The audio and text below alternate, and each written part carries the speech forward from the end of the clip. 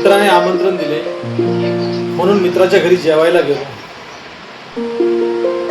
मस्त पोळ्या, 2 भाज्या, वरण आमटी असा व्यवस्थित स्वयंपाक केला होता. जेवणानंतर बाऊल भरून आमरस दिला. मी वहिनींना म्हणालो, अहो आमरस होता तर मग भाज्या करायची काय गरज होती?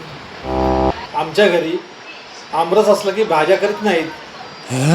त्यावर त्या म्हणाल्या, अहो भाऊजी, तुमची बायको आळशी आहे म्हणून तर ती भाजी करत नाही, नुसता आमरसवर भागवते.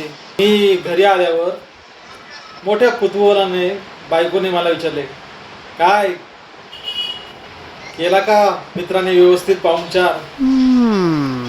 त्यावर मी तिला सर्व हकीकत सांगितली.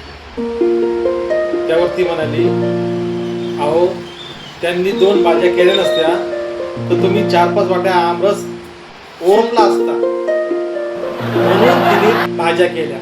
चिकट मेली. मी विचारात पडलो की नेमकं ती बरोबर का ही बरोबर? Oh my god.